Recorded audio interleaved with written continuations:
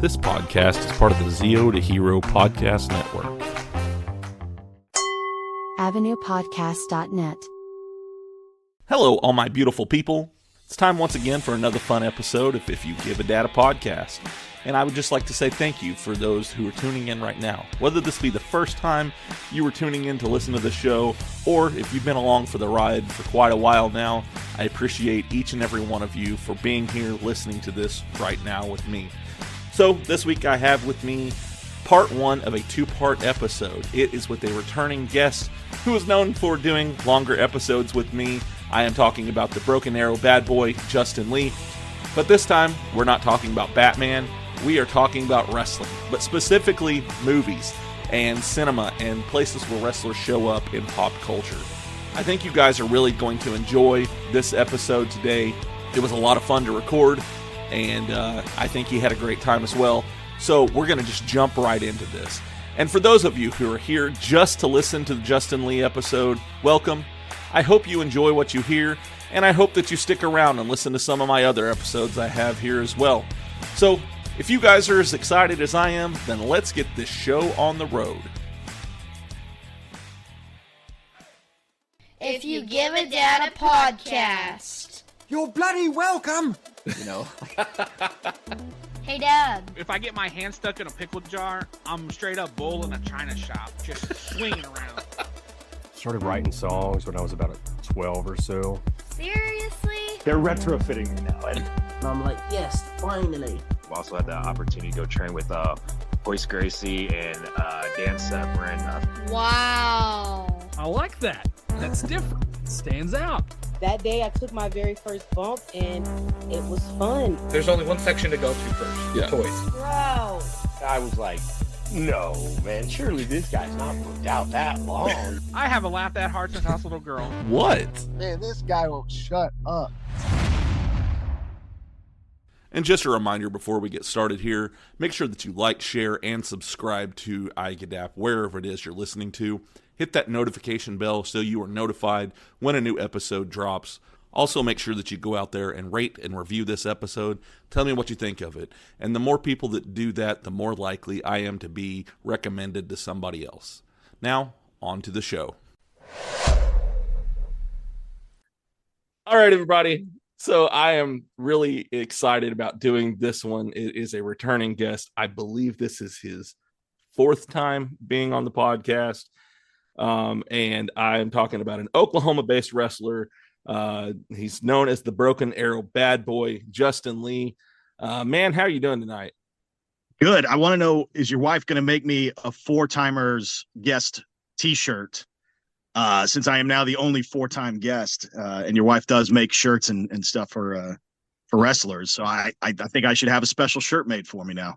Well, we could actually work that out, but I do have a little bit of bad news. You're the four-time wrestler that's been on here, but I actually have somebody Don't you do this to me, Jared. Don't do this to me. It's actually you lying, cheating bastard. You broke my heart. I'm sorry. There's somebody else. It's my boss. So my boss for the original Geek comics, I've had him on here 4 times, and he had to host because I lost my voice. So he tries to say he's actually been on here 5 times, but you know. Well, when I write the book later, we're going to Chris Benoit him out of the books, and he never existed. WrestleMania, whatever, didn't happen. There you go. We'll get you the t-shirt, okay? Yes. Yes, I am the Broken Arrow bad boy, the Oklahoma wrestling legend, if you will. 20 plus years doing this. Made my pro debut 2001 in Tulsa, Oklahoma for Oklahoma Pro Wrestling at River Lanes Bowling Alley. And I've been wrestling ever since. And now I run the Hunger Dojo Pro Wrestling Training School. And yes, I have been on here quite a few times. Sometimes we talk wrestling. Sometimes we don't even mention wrestling. Right. Yeah. The greatest episode we ever did was only about Batman. And it was also the longest episode I'm pretty sure you ever did. Yes. And I ended up having to cut it into 2 episodes because I think it was almost 3 hours long. Yeah. And I don't even think we didn't even get to all things Batman. We just basically covered the main topics of Batman. Yeah, we didn't even get into like some of the the extra characters. I think we did a little bit on Robin, but not really. Yeah. Because, there was just so much to cover I mean, we could probably do another 3-hour episode on I think that. we got episode 5 already planned out here. It's going to come. All right. There we go. But that's not what we're here to talk about today. No. We're not talking superheroes today. Well, I mean, some of these might be superheroes in people's minds. Okay. Right. Because we're talking about, Jared, we're both fans of pop culture. We are. Yes. Right. So when you talk about geek culture, it covers a lot of stuff. Yep. And of course, pro wrestling has sort of slid into geek culture. And when we say geek, I mean that in the respectful way of saying geek. You know, we got your sci-fi, you got your comics, you got your anime, you got your playing cards, your Dungeons and Dragons. There's all kinds of stuff that falls into these categories. Right. And of course, so does pro wrestling. Now, growing up, I was a child of the 80s and 90s. Mm-hmm. So pro wrestling we had that 80s boom for pro wrestling. Right. But we hadn't really crossed over to mainstream until the Attitude Era, stuff like that. Yep. So it was still kind of wild to see something pro wrestling related in some other form of pop culture growing up. Yep. When you think about it, what was the first time you saw something pro wrestling on a TV or movie or something outside of pro wrestling? Well, if I'm going back to the very beginning of what I remember, it's actually not a TV show or anything. It's a commercial. And it was Macho Man on the Slim Jim commercials. Okay. But I hadn't even thought about that one. Yeah, you're right. Yeah. People didn't know who he was. They thought he was just a sponsor for, if they didn't know pro wrestling. Right. They just thought, that's some crazy, like the Noid from Domino's or whatever. It's just their character. Exactly. From Subway. Yeah. Later. Yeah. He gives Jared's a bad name. So I know, right? We'll talk about that. No matter what you do in life, you'll never be the worst Jared ever. This is true. Thanks to him. This is true. Yeah. Well, I remember Gremlins. Mm-hmm. Hulk Hogan shows up in Gremlins. And I remember, like, as a kid, I was like, whoa, that's Hulk Hogan and Gremlins. Whoa, what's going on here? That one sticks out to me as one of the first times I remember seeing a pro wrestler cross over into some other form of pop culture. Now, we're not in a pro wrestling context. So obviously, we saw Hulk Hogan in Rocky 3. Yep. And, which was you could almost make an argument because that was sort of a pro wrestler versus boxer. He wasn't playing Hulk Hogan. Right. He's playing Thunderlips. Thunderlips. That name still kills me to this day, man. Dude, it's so great. I mean, if you think about it, it's funny because, like, we're going to talk a little bit about Sylvester Stallone today. So I'll let the cat out of the bag for the fans. What we're talking about today is pro wrestling in the movies. Yep. So movies about pro wrestling, when you think about like all the movies that have ever been made, how many of them had, there might be a scene that takes place at a pro wrestling event or a pro wrestler not playing a pro wrestler, John Cena, Hulk Hogan, The Rock. Right. Triple H, actors or guys, who are pro wrestlers who've become Roddy Piper, obviously a big one. They Live, or what is it? What was it? They Live? He wears the glasses. I'm not sure. I'm not sure. Oh my gosh, I'm Googling it right now. Roddy Piper. They Live. Yes, John Carpenter's They Live. Okay. Okay. I've had a lot of head concussions over my 20+ year wrestling career, so I'm glad I didn't forget. But yeah, you think about like all the times. So what we're going to do today is I'll give the pro wrestler perspective, and you're going to give sort of the non-pro wrestler fan perspective on these different wrestling movies. Right. We're going to kind of rank them and say which ones are our favorites or what we liked or what we didn't like or why one was good, one was terrible. Okay. So that's sort of the theme of our episode today. Yep. Now, before we get into all the and I'm totally like taking over here. Sorry, Jared. You're good. I'm very prone to this. Once I get makes excited it about easy for me, man. So now we're not talking first of all, we're not talking pro wrestling documentaries. Right. We can name a bunch. The WWE's done a bunch of series. There's the Beyond the Mat. The different, all the DVDs they've put out about all their different wrestlers over the years. Right. All that, so we're not really talking documentaries, but if we were going to rank the documentaries, Beyond the Mat is still one of the greatest ever. Yes. And there were the two that came out during the 90s when I was still a young backyard wrestler who wanted to be a wrestler. There was Beyond the Mat and Wrestling with Shadows. Mm-hmm. Beyond the Mat was amazing. It sort of followed different levels of pro wrestling. There was ECW they were following the story of Jake the Snake, the guy who was great and now was, on these indie scenes and falling into the difficult lifestyle and being too drugged out to even carrying on an interview. Then they had a couple of up and comer guys from UPW trying to make it and getting their WWE tryouts. And they showed, Vince McMahon, watching their dark match and giving them 5 minutes. Which, by the way, one of the guys on there actually trained the guy who trained me. Oh, really? Mike Modest. Yeah. Mike Modest is the blonde haired guy. That the good one of the two, because the one guy drops him and you see Vince go, "Oh, that needs some work." They're working on that or something like that. But the other guy was Mike Modest, and he's one of the guys who trained Brent Albright, and Brent Albright was the guy that trained me. So a lot of my wrestling actually is from Mike Modest. A lot of the way I learned and moves I learned and spots that I would learn with. Okay. I do have a connection to Beyond the Mat. That's a really great one. It kind of shows you the sort of the sad side of wrestling a lot. They had Foley who was on top at the time, and they show you how he doesn't realize how, him hurting his body is affecting his wife and his children. It's kind of sort of a sad scene where you're like, these guys they're so in love with what they're doing. They're not realizing that they're not getting paid enough for what the damage they're doing to their bodies. Yeah. As sad as it was a great documentary. It was. So the way that I found that documentary is actually, I was on Twitter back in, I think it was probably 2009. And don't you mean X? Oh, yeah. I don't want you to get sued by Elon now. Oh, yeah. But there was a guy that I met on there, and he ran a school in California that I almost went to.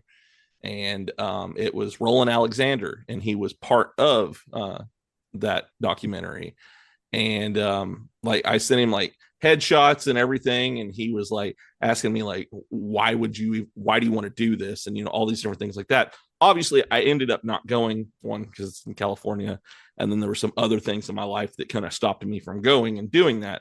But you saying that you have a connection to that documentary, well, I kind of have one too, and I know that he's a guy that trained one of the Motor City Machine Guns, and he's trained a bunch of other really big names as well. That's where so ABW is where Brent went out there and trained with Mike Modest. Okay. So Mike Modest was one of their trainers.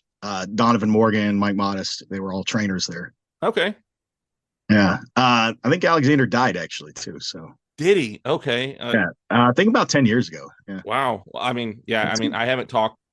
We followed each other on Twitter or X, and we'd talk back and forth every once in a while, but I don't even have access to that account anymore, so I didn't know. But wow, yeah, small world, man. Yeah. The other one I was going to talk about was mention at least was Wrestling with Shadows. That's the one where A&E just happened to be doing a camera. Vince rarely ever did this, anything he didn't have absolute control over. He allowed them to have a camera crew follow Bret Hart around for 90 days. Okay. Well, it just happened to be during his WCW-WWF contract thing where WWF had offered him the contract and then reneged on the contract. Right. Because they said they couldn't afford him. Yeah. And then it happened to be backstage during the Montreal screw job. Yes. So they actually caught all that. And that's a very fascinating watch.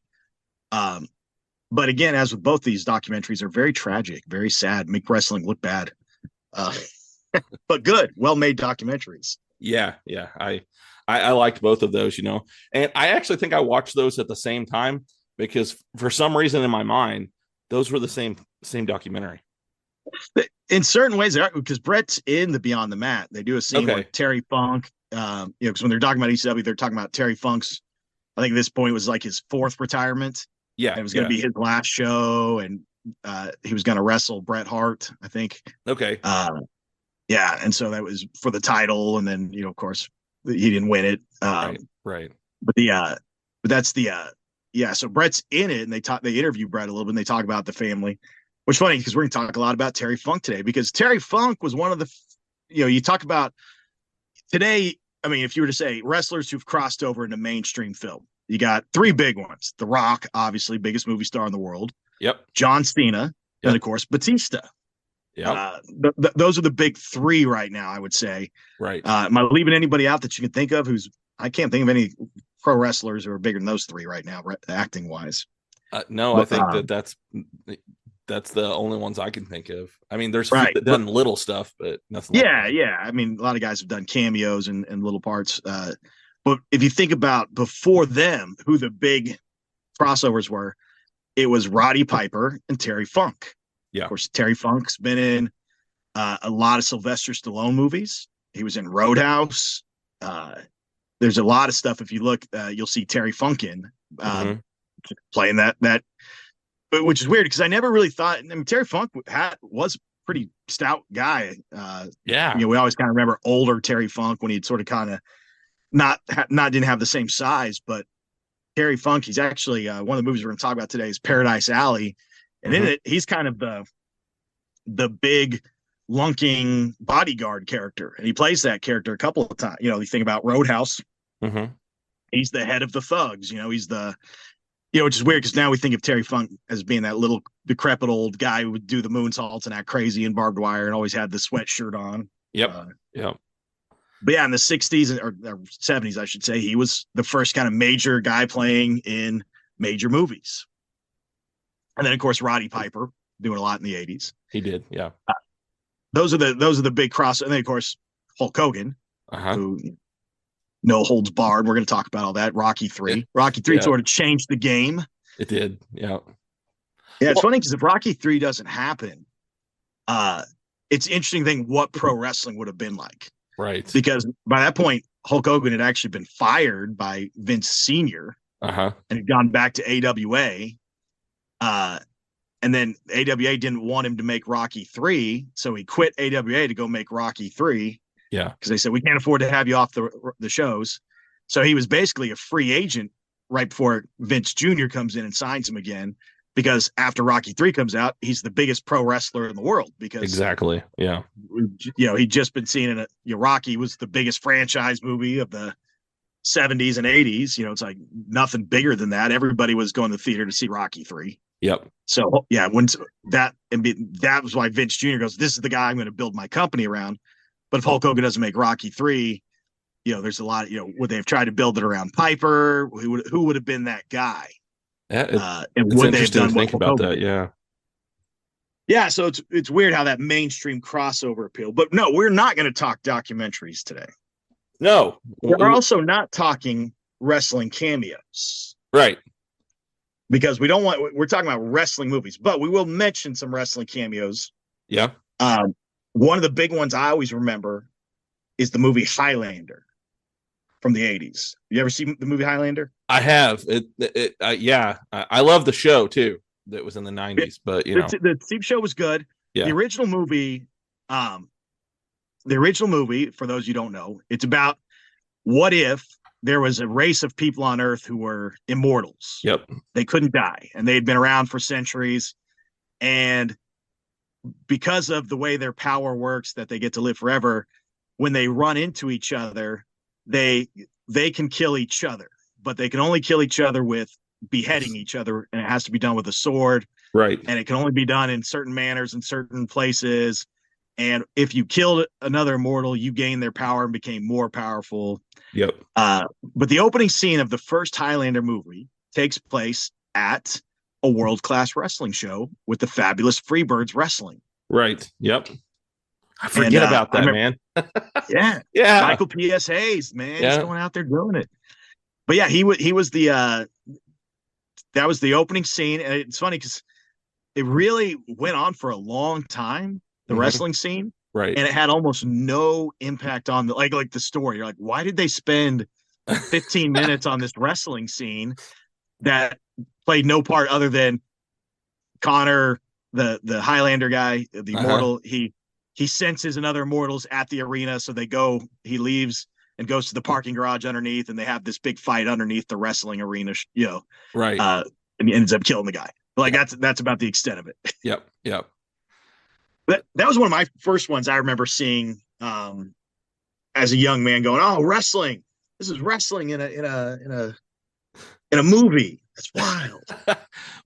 My first one, and this is going to show, I'm a little younger, but the thing that I remember was Triple H being in Blade Trinity. Blade Trinity, yes. Yep. I was like a teenager when that came out, and I thought it was the coolest thing ever to see Triple H doing something outside of wrestling. I remember I think Triple H had another movie where he was like the babysitter or something. The Chaperone? Chaperone, yeah. That was a WWE made movie, though, I think. Was it? Okay. Yeah. Okay. Kind of like... I just vaguely remember that commercial. Yeah, because it came out around... They started like, oh, well, let's put all of our wrestlers in movies. And then they did the one with the Big Show. I don't remember what it was called, but it was really weird. But so that it's funny you're talking about Blade Trinity, because I was just watching something on TikTok like the other day where they were talking about Wesley Snipes was like on some kind of weird existential crisis when they made that movie. Yeah. So he wouldn't even talk to anybody on the set. You were only allowed to communicate with him via notepads. Really? Yeah, they said he would show up to scenes and make them completely rewrite scenes. And they said he was just, like that the fact that the movie even got done, they said, was a miracle, and that there's a lot of body double work and stuff, because they're like, we can't even call Wesley to the set, he won't come in. Wow. So we just have to have, we'll just film Blade from behind and it'll be his body double. Yeah. Wow. Yeah, they were talking. He wouldn't even, you weren't allowed to call him Wesley. You had to call him Blade the entire time. Yeah. Which gets me into another wrestling sort of theme movie, the Andy Kaufman movie with Jim Carrey. Okay. Man on the Moon. Yeah. Which obviously Andy Kaufman we talk about pop culture and wrestling crossing over. Yes. So everybody, if you don't know the story of Andy Kaufman was sort of I guess you would call him a performance comedian. Right. Sort of performance art. So not everything he did was like what you would, it wasn't like a comedy routine where, here's the punchline. A lot of times it was just, how obnoxious can I be by doing something outrageous? And one of his gimmicks was he loved pro wrestling, and he wanted to go out there and declare himself the intergender wrestling champion of the world. He'd only wrestle women. Oh, yeah. And he would say all these misogynist things, and he would invite women from the crowd to come wrestle him, and he'd beat them. A lot of times probably every time it was a plant or something, Definitely. And then, of course, it ends with Jerry Lawler finally coming out there and beating him up for real. Then he and Jerry Lawler go into a 3-month feud, and they're on David Letterman, and they get slapped. And Andy Kaufman was out of control. Like, he wasn't supposed to slap, and they do just all that craziness. But if you watch that movie, it's funny because Jerry Lawler plays. This movie was made in the 90s, and he plays Jerry Lawler from the 70s and 80s.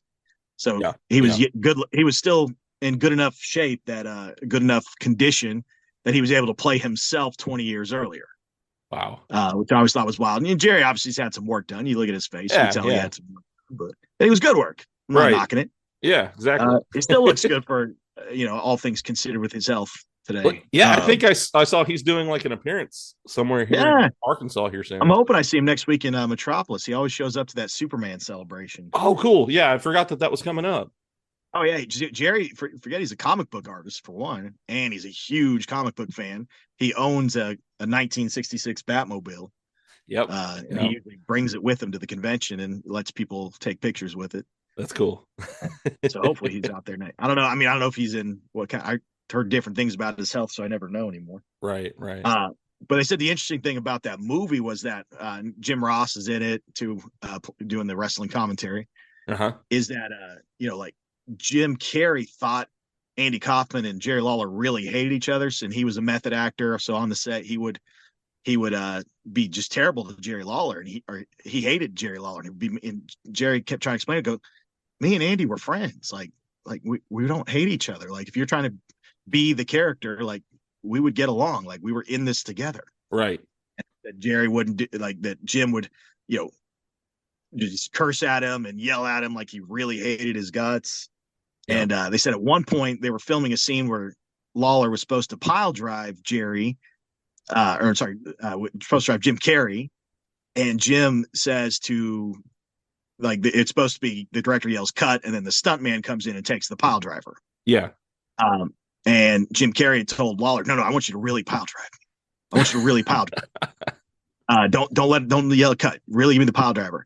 And Jerry Lawler's like, I'm not an actor. I don't know, but so finally he runs and he kind of tells the director, he's wanting me to do this. And the director goes, oh God, no, we're not even going to film it. We got it. And so they said, look, that's when Jim Carrey really turned on him. Cause he's like, you snitched me out. You tried to get me in trouble. Wow. And he's like, no, I just didn't want to break your neck, buddy. Like you're the star of the movie. If you get hurt, I'm never going to work again. Right. Yeah. Like they'll sue me, but yeah, so that's one that's got quite a bit of pro wrestling in it, but it's still not a pro wrestling movie. Yeah. So we would call that more of a wrestling cameo. Right. I have the one that I can think of that has the most wrestlers in it that's not a wrestling movie is probably the remake of The Longest Yard. Oh, I haven't even thought about that's because they've got Kevin Nash is in there. Goldberg, Austin. Yeah, I mean, there's Khali, the great Khali. Yeah, Bob Sapp. Not a wrestler, but one of my favorite. The Boz is in it. Yep. Brian Bosworth, the greatest linebacker in college football history. The man who's credited with bringing coolness to the NCAA. If you don't know who the Boz is, Google it, man. He was wild. He had a red mohawk blonde mullet, and he would walk out there and say things in interviews, like burnt orange makes me puke, and just like there's a great story, Switzer. Yeah, after he had pulled Boz out of the game because they were winning so big, and he's turning around and yelled at the fans, and the fans start throwing stuff, and some girl in the front row gets hit with a bottle because they were trying to throw it at Boz and hit her instead. Right. And Boz tries to go to Switzer, and Switzer says, "Get the hell away from me! I don't want to get." But yeah, he's in that. He plays one of the prison guards. There's quite a few. I forgot about that. That's a good pull. Yeah. And which you can tell, by the way, Adam Sandler must really like pro wrestling because there's a lot of pro wrestlers in his movies. Yes. Well, I mean, I think it was WrestleMania 21. It was the first time that they went to Hollywood. He was in the front row. Yep. So I only remember that because that's my favorite WrestleMania of all time is WrestleMania. Well, think about the Water Boy, Captain Insano. Yep. Big Show. Yeah. Okay. So he's in a lot of their stuff. Yeah, he does. Yeah. So but that's not what we're here to talk about. No. Now, we're not even here to talk about. We're not here to talk about cartoons. Nope. Okay, so we're not doing Hulk Hogan's Rock and Wrestling. Mm-mm. We're not, any of the John Cena goes to WrestleMania, Scooby Doo, or whatever. Yeah.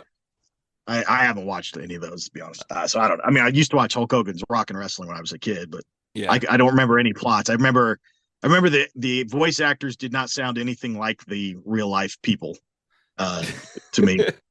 The only TV show that I remember of Hulk Hogan was the one where he had the boat that came on after WCW. Oh, Thunder in Paradise. There you go. That was the one that I remember. Yes, that was his. That was his scapegoat out of when WWF not fired him, but when he had to part ways. Mm-hmm. That's how he met Bischoff, because they were filming that at Universal Studios, where WCW filmed most of its live events. Gotcha. Still. Yeah. So that's Bischoff was trying to court him on that lot all the time. They said he was bringing Sting and Haku and by the way, Haku's in a lot of stuff. Yeah, I didn't realize how much crossover stuff he had done until I started kind of researching this a little bit. He's played a lot of characters. So it is Tonga Kid. Can't think of his other name, but Tonga Kid's in a lot of stuff and a lot of movies and cameos and different stuff. So he must have had a good agent too. Right. But we're not here to talk about cartoons. We're not here to talk about that. Now, we're not going to really talk even about TV shows that have had wrestling in them, but we'll mention just a few. Yeah. One that comes to mind. This is one of my all-time favorites, Baywatch. Okay. Baywatch had maybe the greatest pro wrestling themed episode of anything I've ever seen. Let me break down this plot for you, Jared. Okay. Now, for this plot to have happened, I'm going to create scenes that must have just been cut for time. So imagine after a long match, Ric Flair comes back to the back in the heel locker room, and he's sitting there, and around him are all these bad guys, and you got Vader sitting next to him. And he goes, "Hey, Vader, what's your real estate portfolio look like?" "Well, Rick, right now I'm very liquid, but I am looking to invest in some real estate options. Why? Do you have a good tip for one?" And then Kevin Sullivan pokes his head around the locker room and goes, "Say, you're talking about investment strategies. I actually have a great lead on something. If you guys want to each go 20% in on this, what it is, it's this rec center that has become delinquent, and it's right off the pier in LA. We can get it for a steal, shut down the kids' youth rec center, and we can turn it into a mini mall and make millions." Ric Flair goes, "Woo, absolutely, I'm in on that. 20%, I got that right now." Okay, so imagine this scene took place. Because in the actual TV show, it starts with the limo pulls up, Kevin Sullivan, Ric Flair, and Vader get out of the limo, and they have bought the deed to this rec center, or they're about to buy this delinquent rec center. If the deal's already sealed, they just have to wait 10 more days for the rec center has a chance to pay the hundreds of thousands of dollars they still owe or whatever, right? Right. Well, it just so happened that morning, Hulk Hogan and Randy Savage were out on the boat, and a boating accident occurs, and Hulk Hogan gets hit in the head, and lifeguard Pamela Anderson and the crew swim out there, pull her in, give Hulk Hogan mouth to mouth, and save his life, right? So he just happens to be in town too, right? So when he sees Ric Flair get out of the limo, he shows up and says, "We're not going to let you do this. How about this? I'll put my title on the line versus the money for the rec center." And of course, Ric Flair agrees. And there we have the setup for the episode where Hulk Hogan defends the world title on the beach against Ric Flair. And they used actual footage from one of the Batch of the Beach pay-per-views, I believe. Okay. Yeah, but the whole thing is set up that Vader and Ric Flair are doing real estate deals outside of wrestling together, which to me, I don't know why I find that hilarious. Just the idea that these two guys would be having these serious conversations about long-term, short-term equity and interest rates being at a rate that, we just have to invest now and set us up for, Yeah. It just seems a little bizarre. And of course, that is not Vader's only TV show cameo. No, it's not. Boy Meets World. That's right. Yeah. He played a character, and he had several recurring because he was the father of one of the characters, I believe. Yeah, Ethan Supplé's character. Ethan Supplé, of course, famous actor. Mallrats, all the Kevin Smith movies. Of course, he was the big guy. Remember the Titans? He's the singing guy. Yep. And then he's actually lost a ton of weight recently. And now he's like a very jacked dude. But he was always playing the fat guy. He was. He was in My Name is Earl. Yeah, he was in My Name is Earl. Yep. And he was actually in a movie not too long ago I saw with Channing Tatum and Kevin Nash, by the way. So really, talk about that Kevin Nash you could almost make an argument that he's got a bigger acting credential than Batista. Because you think about Kevin Nash, starts with Teenage Mutant Ninja Turtles 2. Right. He is Super Shredder. Yep. He's in Punisher. Yep. He's in Magic Mike. He's in a lot of movies. He's in the Tom Cruise movie, The Rock of Ages. He's in a lot of movies. And I don't know if did you see that picture he posted recently? I did. Dude looks looks good for his age, dude. Dude, stop. Are you just trying to kill yourself with wind straw at this point? Good for you, but dude, what are you training for? Right. Yeah. Now I was like, wait, is that recent? And I was like, oh my God. So yeah, that was, yeah. He may have more credits to his name than Batista. Batista, has got Marvel, so it's hard to argue with that, but it's, right. Yeah, you start looking at Kevin Nash's booking sheet for wrestling. For movies. He's been in a lot of movies. Yeah. You forget how many things you've seen him in or playing a character in. Not usually the lead. Usually plays the sort of the one or two line guy. But I just remember that he was in that Channing Tatum movie. But so Vader in Boy Meets World, they had several wrestling themed episodes. There's an episode, I think there was a SummerSlam or something where the cast of Boy Meets World is ringside and they were filming scenes or whatever, for that. Oh, cool. There's also an episode from TGI. Remember what was it? Friday nights, TGIF. It was the Urkel and all those shows. Well, okay, the Urkel show, Family Matters. Yep. They had an episode where Carl's old high school buddy or something is a pro wrestler. They're in a tag team, and they wear these masks. They're kind of like Vader masks, but it's a big, thick black guy and kind of a skinnier black guy. And something happens, and they accidentally, like backstage, like Urkel accidentally knocks the two guys out, and so the promoter's like, "Well, put on their wrestling tights. You guys got to be them tonight." So Carl and Urkel have to go out there and wrestle the Bushwhackers. Okay. And the Bushwhackers are, "Don't worry, we got you. We're not gonna hurt you. We're buddies." And then Urkel somehow mentions, like, while he's in a headlock, "By the way, my buddy Carl here is a cop," and they're like, "We hate cops," and so they really start beating up on him for real. Yeah. So that was one of my favorite cameos. I remember as a kid going, "That's the Bushwhackers, Mom. That's the Bushwhackers." My mom didn't care.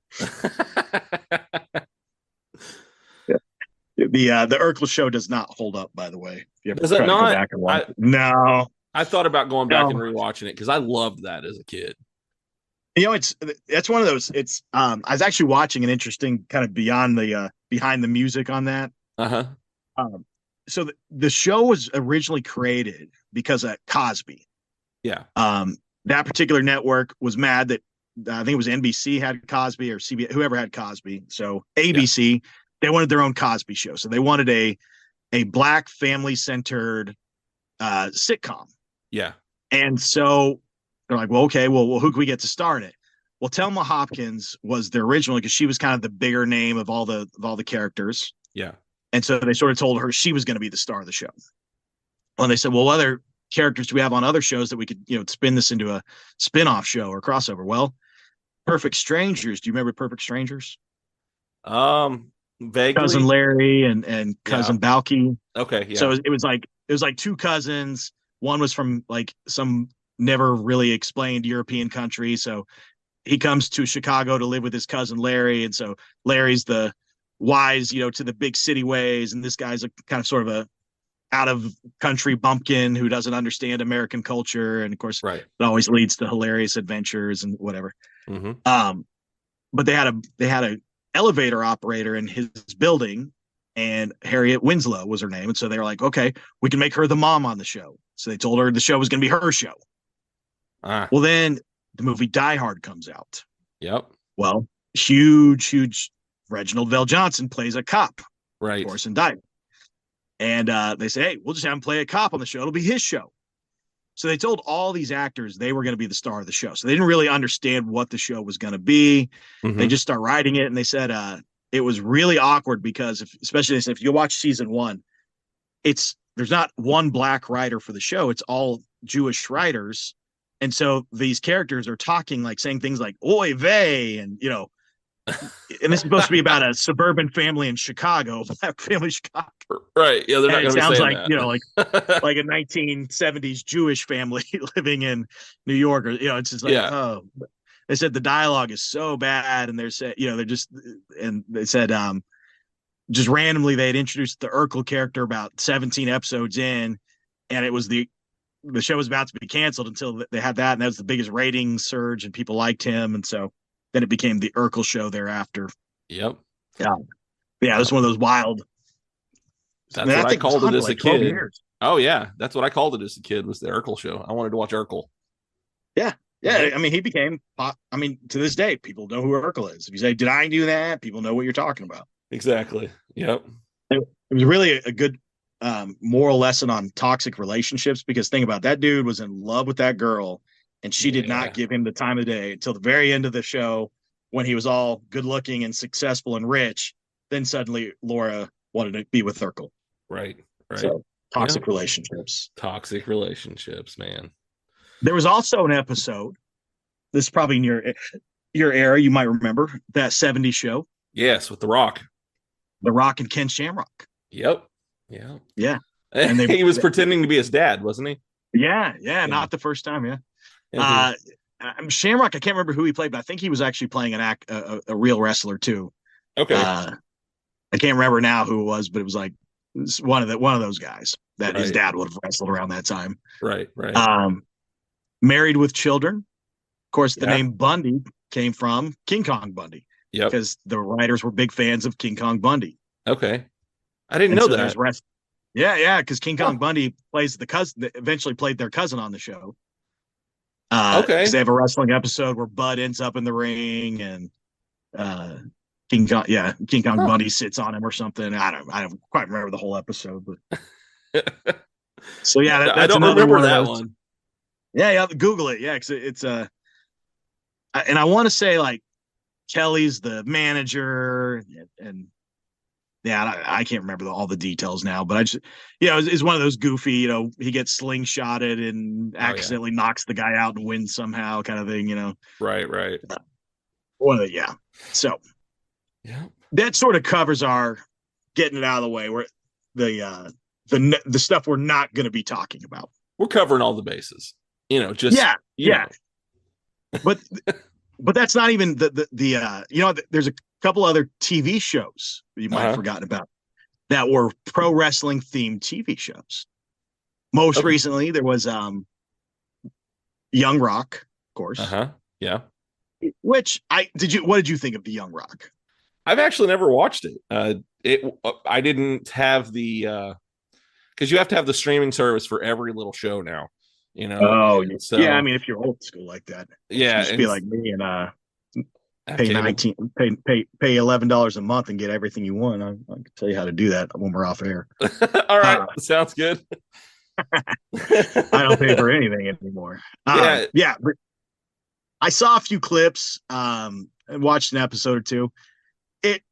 It was kind of harmless. It didn't really, it was kind of bland at times. Right. Just sort of like, not a lot of meat on the bone, nor was it that funny for what they were trying to, portray it as a comedy. Right. Well, so I did see like little clips from it. I mean, obviously you can see those on Facebook or wherever. And it kind of reminded me, there's a pattern, when something does well, they make a lot of other TV shows using that same kind of cadence. And it was kind of that young Sheldon, everybody hates Chris type of feel is what I was getting, Yeah, you're right. So I hadn't thought about that, but if whatever subgenre you would call that. Yeah. Right. The comedy biopic flashback sort of Wonder Years. Yeah, exactly. Yeah. But with a real-time character also. Yes. Yeah, okay. There was also another one in 2020, and I did not remember this, called The Big Show Show. I watched every episode of that. Okay. Yeah. I've got the episode description. When Big Show's teenage daughter comes to live with him and his wife and their other two daughters, he becomes outnumbered and outsmarted. Despite being 7 foot tall and 400 pounds, he's no longer the center of attention. Right. Yeah. Was it as bad as it sounds? Me and my wife both liked it. It wasn't very heavy when it came to wrestling. They acknowledged that he's the Big Show and he's a wrestler, but they didn't actually show a lot of wrestling in the show. It was more of a sitcom, just a family sitcom is what it was. But I mean, it was enjoyable. It had its funny moments and stuff. And yeah, we watched every episode. It only lasted about 12 episodes, so couldn't have been that good. Yeah. Yeah. I thought they were going to come out with the second season, actually, because they had talked about it. There was also a TV show on Netflix called Glow from 2017 to 2019. Yeah. Apparently set during the 80s in Los Angeles during the gorgeous ladies of wrestling. Right. I don't know how. I never watched an episode. I understand there was some people said it's pretty good, I guess. I mean, it lasted 3 seasons, or 3 years. So yeah, had to have been at least decent. Right. Yeah. I mean, probably better than watching actual women's wrestling, but sorry, that was my opinion, not Jared Rose. So please don't. Right. Gorgeous ladies of wrestling. I do remember gorgeous ladies of wrestling, though. Yeah. Well, as a kid, I remember it existing. I couldn't tell you much more about it. I do remember there being a crossover on Family Feud one time where the Glow wrestlers versus the WCW wrestlers on a episode of Family Feud. Okay. Family Feud likes to bring in wrestlers and stuff. I know they've brought in TNA wrestlers and all kinds of other people too. Well, you remember who was the host in the 80s? I can't think of his name. Let's see. I'm gonna Family Feud hosts. Let's see. It was Ray Combs, I believe. Yeah, Ray Combs. So Ray Combs, if you remember, is on a WrestleMania. Okay. He is a big wrestling fan. It was WrestleMania, I want to say 8. Let's see here. He was like a guest ring announcer. Let me see here. Ray Combs made an appearance at World Wrestling Federation as a ring announcer at WrestleMania 8, and also at Survivor Series 1993 as a commentator during the match that was supposed to be Jerry Lawler and his King's Court versus the Hart Brothers. Remember the? Yep. So that's the time they brought back all the Hart Brothers for the only time you saw like the not Brett Nolan but Stu and not Stu. What was the? I can't think of the. There was a lot of the brothers. Yeah, the whatever the other 2 brothers were that were sort of retired by that point, but they came out of retirement to do the match. Anyways, if you'll remember, the week of they'd been building up the Kiss My Foot match with Jerry Lawler and Brett, and Brett, Jerry Lawler had been making fun of Brett's family and just relentlessly going after Brett. Right. So it was supposed to be Brett and Jerry Lawler. Like this was supposed to be the blow off to their big feud. Well, the week of, apparently a news story had leaked about a underage girl and Jerry Lawler. Oh.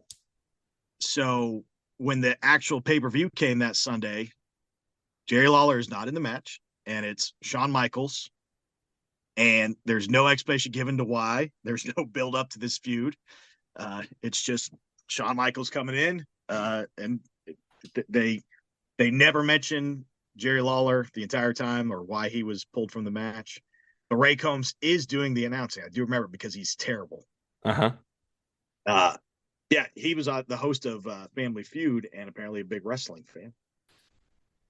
So I'm going to guess that might be why they had so many wrestlers on over the years. Yeah, see, the one that I'm mostly I know is like, there was, I know Steve Harvey has had some of them on there as well. Like when he first started, I believe it was back maybe closer to when TNA was like, I would say in its prime. So, like 2008, 9, 10 era. And that's the only time that I really remember that though. There was definitely some episodes. I can't remember all of them, but yeah, I know I've seen a few, whether it was TNA or WCW or WWFs. I vaguely remember Tatanka being on there when, so it was like the heels versus the faces, I want to say. Okay. Well, I know they've also had like that show, The Weakest Link had like a bunch of WWF stars. See, we didn't even think about that. Game shows that have had pro wrestlers on. See, right? Wait, interesting note on Ray Combs. Ray Combs did commit suicide shortly thereafter.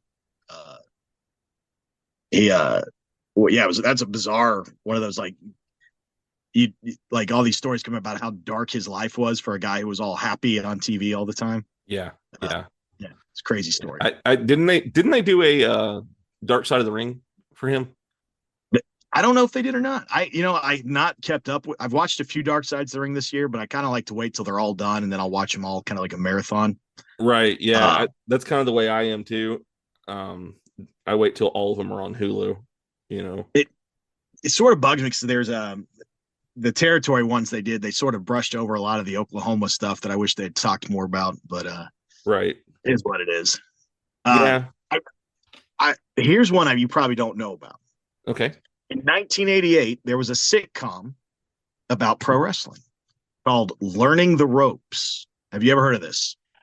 I've read something about it, but 1988 was the year I was born. So, So this is about a private school teacher who moonlighted as a professional wrestler. Yeah. Okay. Robert Randall would balance his day-to-day problems with students, with his wife and kids. It featured a bunch of wrestlers from the NWA apparently. So like they had to deal with the NWA to film action. They bring Flair and these guys in to do episodes. Nice. It only lasted for a few episodes, so it didn't last that long. Right. Now, I had heard of that one, but I wouldn't even know where to find some of these shows. I kind of want to find that. Just I want to see how did they portray it? It's one of the things we're going to talk about today. Now that we're almost halfway into this episode, one of the things we're going to talk about is okay. So as a pro wrestler, when I watch a movie with pro wrestling in it, there's a couple of ways pro wrestling is portrayed. One is that it's completely real, right? And that these guys are really beating each other up. Uh-huh. And then sometimes they'll portray it as, it's completely fake and everything's fine, everything's safe.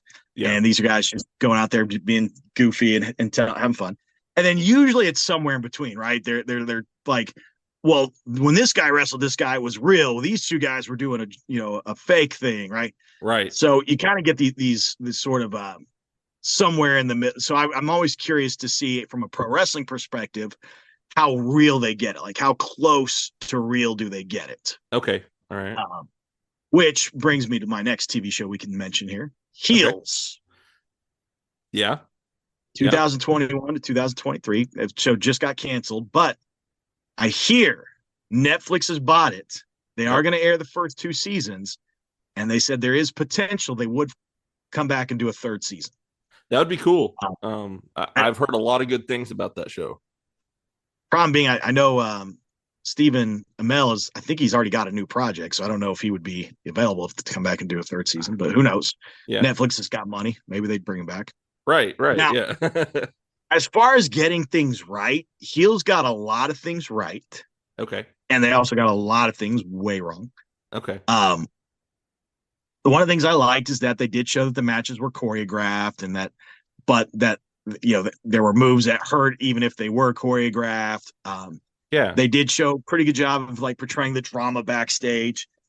They did a little over the top on like giving credit to the story writer, this guy writes the best stories. We got to hire him. Right. And it's just right. Yeah. I'd never known a wrestling company where somebody's like, oh, that dude's writing crazy killer stories. We got to hire him, on an indie level. Right. Yeah. Like Paul Heyman. That was one of the famous Eric Bischoff quotes. They said, if you could have hired one guy away from the WWF during the Monday Night Wars, who would it have been? Undertaker or Triple H or Shawn Michaels? And he goes, no, I would have hired away Pat Patterson. And they said, Pat Patterson? He goes, yeah, because he was writing all their matches and doing a way better job of matches than we were. Right. Yeah. He goes, all the finishes to their matches were exciting, and all the finishes to our matches were like NWO runs in DQ. Right. Or referee gets knocked out, DQ, whatever happened. So it was like, he's like, if I could have had a better agent writing the matches and making sure that the stuff was more tight and succinct and somebody the wrestlers would have listened to and would have been able to kind of commit, because they said Hulk Hogan, if Pat Patterson told him this is going to be your finish, Hulk Hogan would have probably listened. Yep. Versus when there's some agent nobody knows back there, then Hulk Hogan's I'm going to do what I want. Right. Yes. But that, it was interesting on whether or not story writers have that big an impact on the. I enjoyed it. There were some things that are a little outlandish about the show, obviously, but it was fun to watch them kind of sort of try to blend it into a modern, but also sort of going back to an 80s territory style, 70s territory style. Uh-huh. Like this was the last territory, sort of. I really liked that show. I wish they'd have given it a little more time. But is what it is. We're never going to get it. So, yeah. Well, we might get it. Who knows? We might, I mean, Netflix, there were shows that I liked that they were able to bring back, it has nothing to do with wrestling. We'll talk about it another time, but yeah, they've been able to do that with some shows. Well, listen, of course, you're a fan of pro wrestling. How long would you say you've been attending indie wrestling shows? You were the first indie wrestling show that I ever went to, and that was in 1985. Yes, I know. Actually, Remind me how old I am. 2021 was the first indie wrestling show I'd ever went to. All right, so since 2021, you've been going to indie wrestling, and so you've gotten a chance to interview a lot of indie wrestlers, so you know the drama between indie fit. It's real. Oh yeah. It's never ending. Right. And even when they get along, the truce is only temporary. Yep. And so that's one thing I did like about Heels was when they were portraying all that. No, that sort of drama I think is actually very interesting. I've never really gotten it portrayed that well in any of these sort of pro wrestling pop culture crossover movies. Right. And I don't know if that's because we're talking about Hollywood writers trying to write about something they don't really know anything about. And so they're just gathering little bits of information and trying to make a story out of it, and they're not really taking it too seriously. Yeah. But that is one thing I would love to see in a movie eventually, is really just break down the rivalry between two wrestling companies. That would be interesting to watch.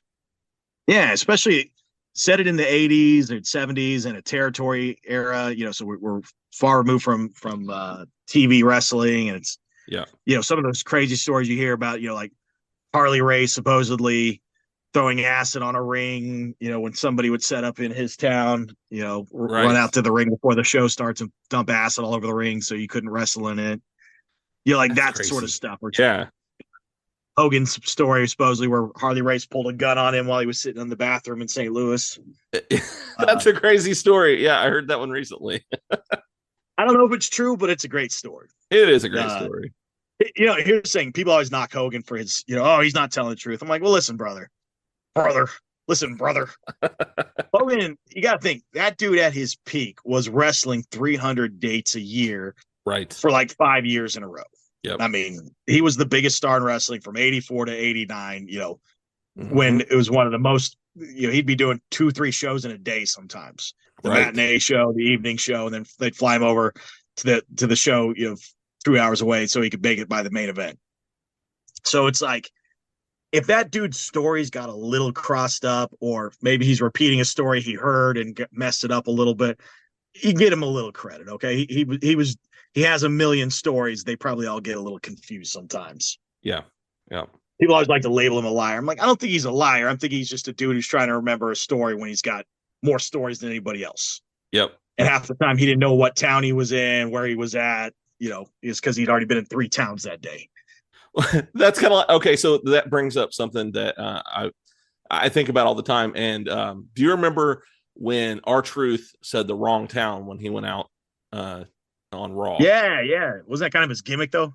Well, at that point, it was before that had happened, before the gimmick had started, and I think that's kind of what started it, And but how often does that happen? They're like, man, I don't know what town I'm in, because I mean they're traveling so much, I'm surprised it doesn't happen more often.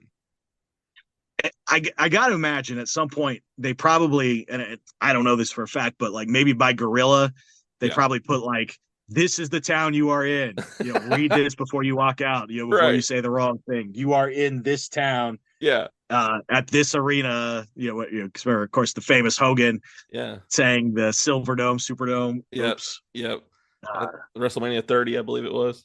Yes. When you had Hogan, Austin, and The Rock, and that I believe it was all 3 in the ring for the first time, like ever. Yep. That was it. That was a wild time, man. That was a good time in wrestling. Oh yeah. Okay. So now we are looking at the movies that were pro wrestling movies, and when you look at this, there's a lot of ways you can look at, is this a pro wrestling movie or not? So we're kind of, we're using sort of a loose interpretation of what we believe to be more than just wrestling cameos, actual movies where pro wrestling is not just mentioned, but it is the theme or part of the theme of the movie. Yep. Okay. Okay. So I have watched this week a few movies I have never seen before, just for the purpose of this podcast. And I'm going to tell you what the worst movie is. Okay. I wonder if it's the one you already told me about. Well, first of all, I'm going to say it's a Sylvester Stallone movie called Paradise Alley. All right. So this movie was made after Rocky. Uh-huh.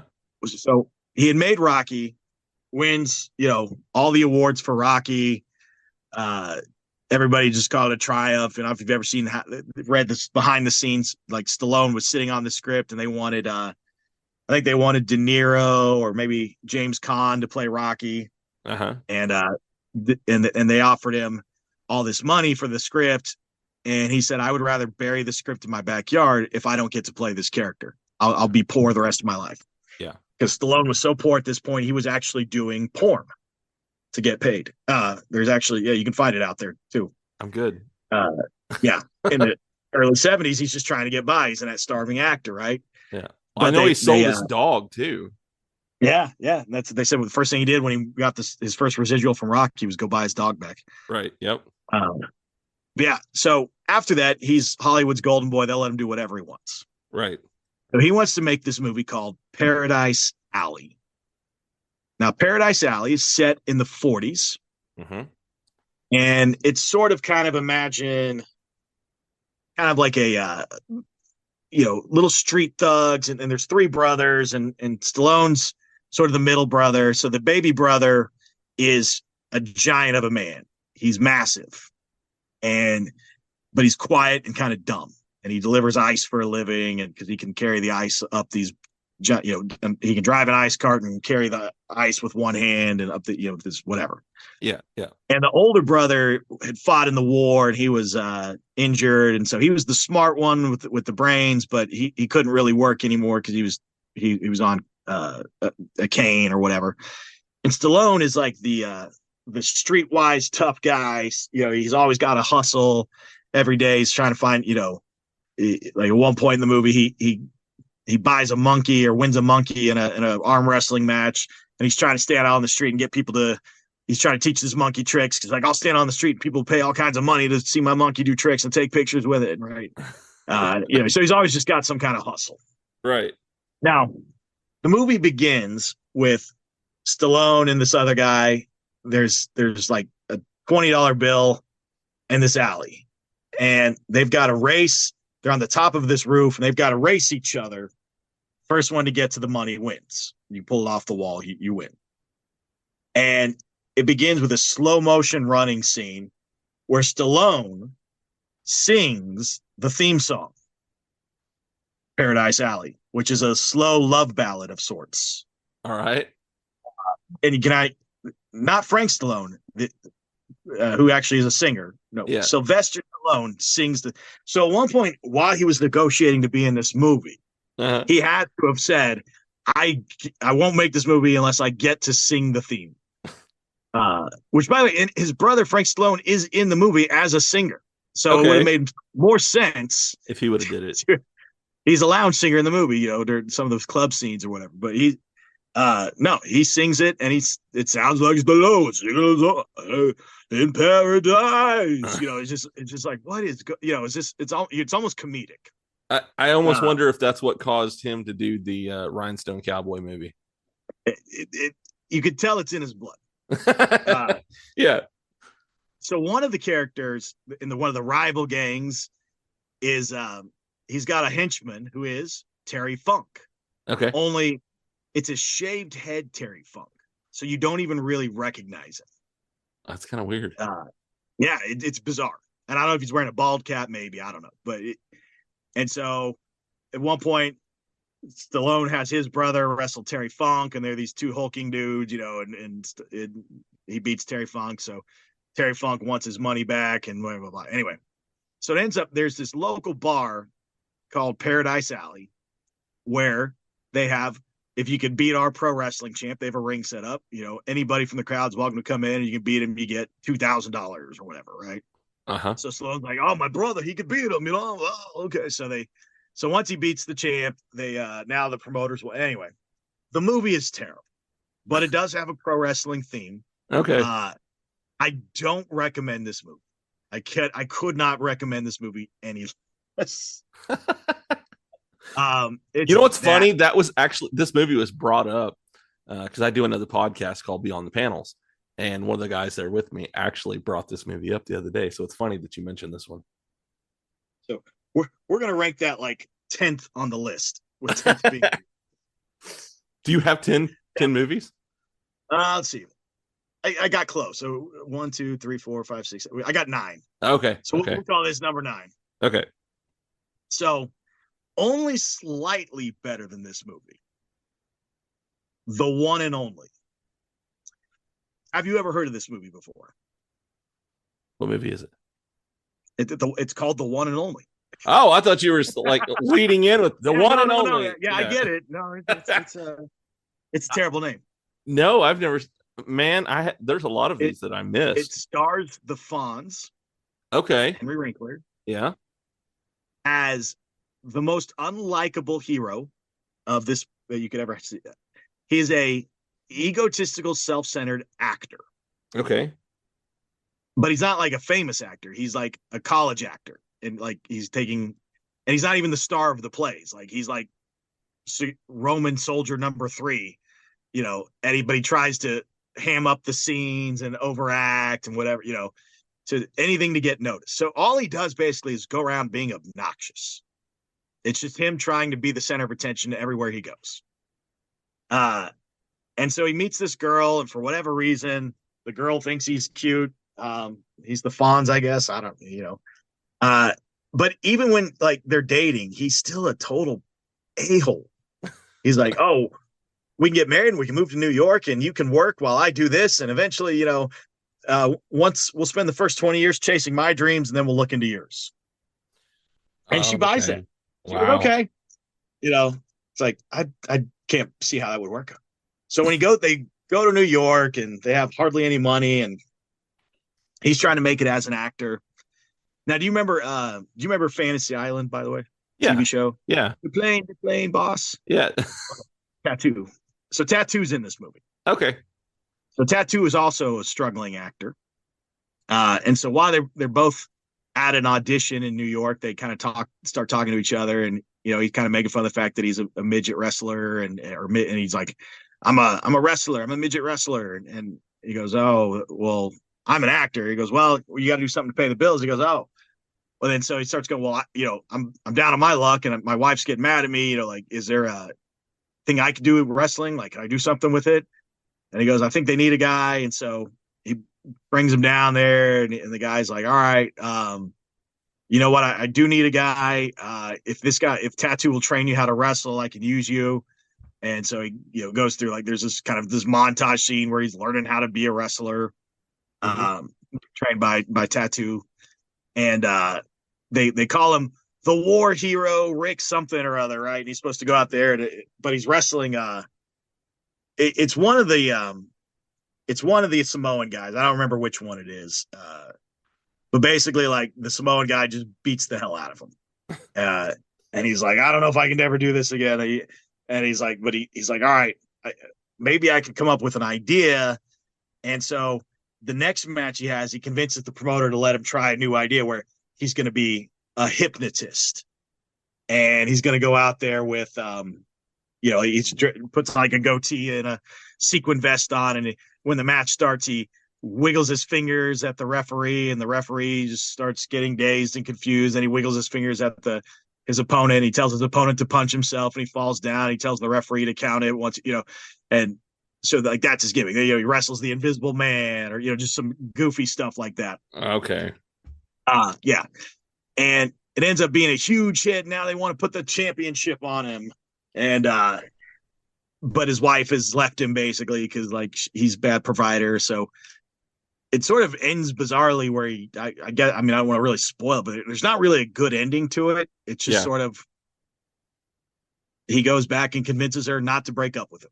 Like, that's sort of it. It's just end scene.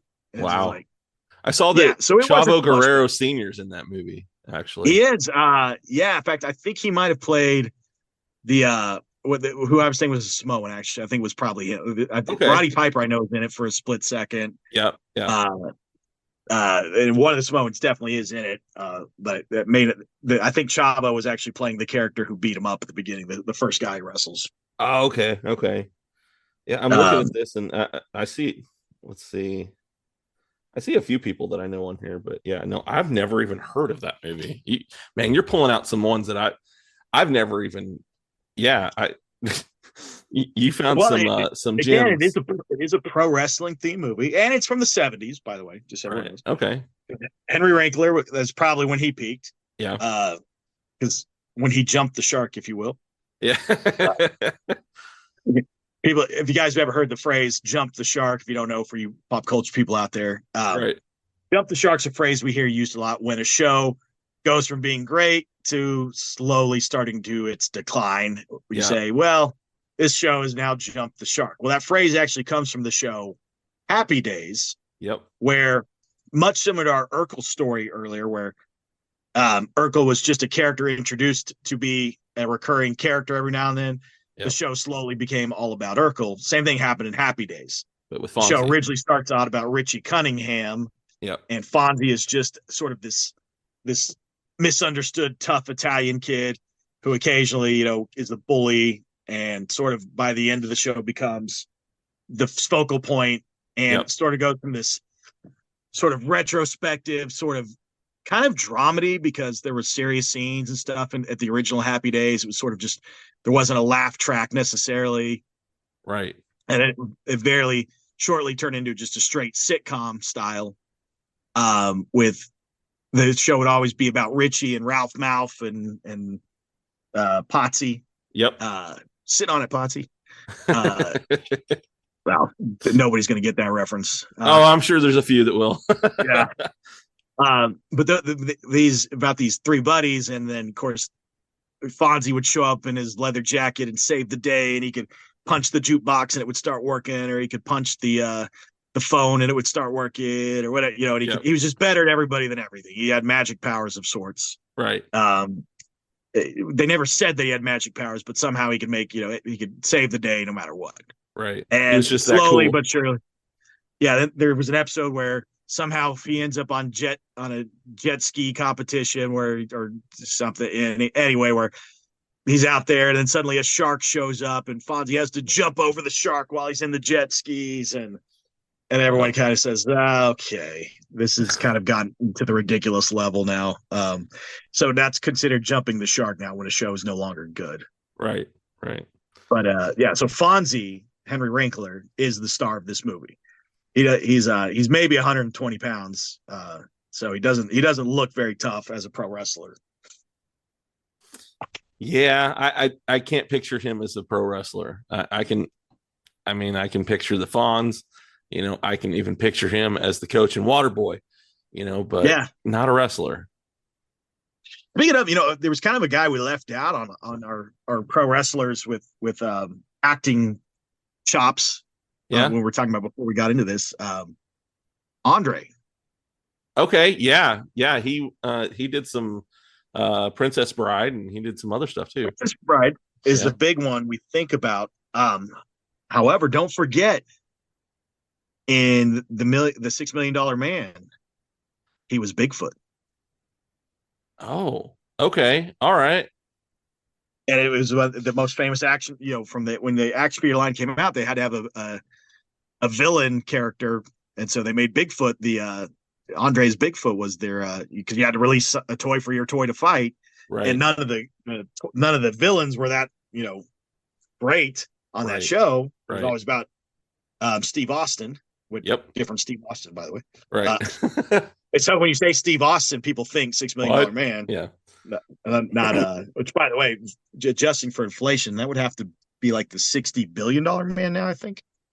Yeah, it's 6 million. Don't get very far now. Yeah, I don't know. You could build a human out of titanium anymore with the 6 million. No. But yeah, so Andre had a few acting roles. Those, of course, Princess Bride is going to be his most famous. Right. Which, by the way, great movie. Oh, of course, yeah. Maybe as a child, maybe in my top 5 movies to watch, and I could watch it over and over and over again. As an adult, still kind of holds up. Still a fun, entertaining watch. Definitely. Yeah. Yeah, if you've never guys have seen it, it's sort of a fairy tale, but also set in modern times where a granddad is reading a book to his grandson who's sick in bed, and so it's kind of like the movie will stop, and then Deadpool referenced it with a grown-up Fred Savage, because Fred Savage was a kid in the movie. Yep. So they have seen Deadpool's reading to grown-up Fred Savage, and it's a throwback to that scene as well. Right. Hello, dearies. This is Janice from If You Give a Dad a Podcast. I'm the assistant, you see. Now, I will have to tell you, Jared's going to have to take a break right now because he's been recording for so long. The kids are now trying to put the dogs in the microwave. They're starving, the poor little things. So how about this? We'll make this a 2-parter, right? And he can go be a dad and you can have a break. Come back next time for the second part. You won't regret it. Wrestling fans, Diamond State Wrestling returns to the Diamond Dome on Saturday, June 15th with exciting professional wrestling action. The Diamond Dome is located beside the Next Level Soccer Center. Catch the stars of Diamond State Wrestling like Pineapple Jack, Classically Violent William J. Blackwell, and the Diamond State Heavyweight Champion, the Ruthless King, Alexander Gold. Ticket prices start at $15. You can get information and purchase tickets at DiamondStateWrestling.com.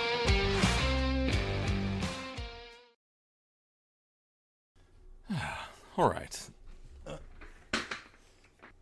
dad joke of the week. All right, let's get this. Dad joke of the week. Finally, he's gone off to rehearse his dad jokes. I thought he was never going to leave. Well, if you guys don't know who I am, my name is Mark, and I am the Red Conch Ranger on TikTok, Instagram, YouTube, most places, to be honest. You can go find me. And I've snuck into Jared's recording room to basically promote myself a little bit. And I want to promote my GoFundMe page.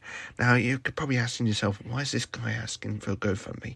Well, what is happening is I'm hoping to go to a Comic-Con close to me in Newport, Wales, in the UK, and I'm going to meet David Yost, the original Mighty Morphin Blue Power Ranger, and I'm hoping to take my family with me. So basically, I'm asking for some help. You can go to my GoFundMe page, which is on my Linktree in my bio on TikTok and Instagram. You can also help me by... Oh, man. Okay. Yeah. Hold on, coming. You can also help me by subscribing to my Patreon page, where you will get a shout out on every episode of my podcast called Nerds Through Comics, and you will also get a personal message and a shout out on my TikTok. You can also do this through Cameo as well, but obviously that's only a one-time offer.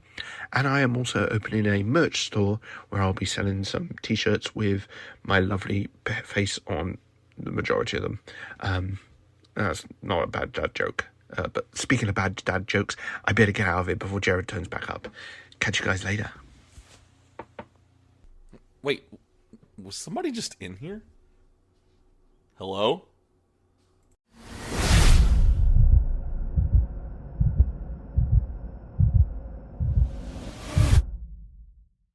All right, everybody. I hope you enjoyed part 1 of my episode with Justin Lee. Make sure that you come back next week so you can hear that final part. As Janine told you guys, my children need to eat, so I've got to go take care of that. I'll keep this short and sweet this week. Make sure that you tune in and see who's going to be on the show next, and I'll be letting you guys know that here really soon. If you want to find another show to listen to while you're waiting on part 2 to drop, go check out my podcast networks, the OIW Podcast Network, the Zero to Hero Podcast Network, and the Avenue Podcast Network. They've all got great shows, and you can find them in my show notes. I will have a link to all 3 of their websites. That way you can go and look them up as well. want to say thank you to Geek for creating my ending theme song. If you guys like it, make sure that you go out there and show him some love. I've got him linked in the show notes as well. I've got some really cool stuff coming up with Original Geek, some live events that are going to be coming up. I will be in Jonesboro, Arkansas on July 27th and 28th to be a part of Nerds Assemble Con, and we're going to be doing a panel there with Original Geek, so make sure that you come out to that. It's going to be a lot of fun. We've got some really cool stuff that's coming up, some more collaborations with If You Give a Dad a YouTube channel and If You Give a Dad a Cosplay, ran by my two buddies, Cosplay Dude 637 and Ty Tiger. Make sure that you go and check them out. I have all of these people in my show notes if you want to follow them, the people that I'm shouting out on the show here. I've got more stuff that'll be coming here soon. If you want to follow me online, make sure that you just go to any one of the social media websites and type in If You Give a Dad a Podcast in the search bar. You should be able to find me that way, or you can look me up on Google. I should be the first 10 to 15 results there as well. I've also put my link tree at the bottom of the show notes here, so you can find all of my social media on there as well. Make sure that you go out there and you rate and review this episode and this podcast. Let me know what you think of it. Whether you like it, whether you don't. Give me a 5-star review, give me a 4-star, whatever you think it deserves. Just go out there and rate and review it, because the more people that do that, the more likely I am to be recommended to somebody else. Make sure that you like, share, and subscribe to If You Give a Dad a Podcast. Hit the notification bell. That way you are notified when a new episode of iCadapt drops. So, we've come to the end of another episode of If You Give a Dad a Podcast, and it is time for Billy's favorite part of the episode, and that is Dad Joke of the Week. Did you know that if a canoe flips over, you can wear it as a hat? Because it's capsized. Jared, you stay over there. You stay over there. Yeah, you get back. You get back right now. I'm done with this guy. Get over there. I'm bad. No, bad. Let me out. I'm getting the spray bottle. I'm getting the spray bottle. Dang it. I'm going to swing.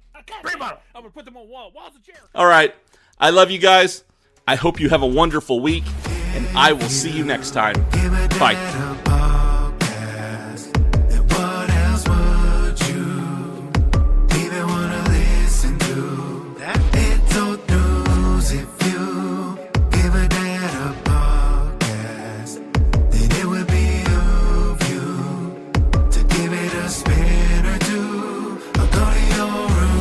I'm in my room rounded, but I got a podcast on. He calls us beautiful people, then tells us who we have on. The best part of my day, though we're blocked out in my pods. Tell my friends all about it so that they follow along. And the host is kinda nerdy, but guess what I am as well. I don't feel so alone, and I began walking out of my shell. Heard a story, I need a connection I haven't felt.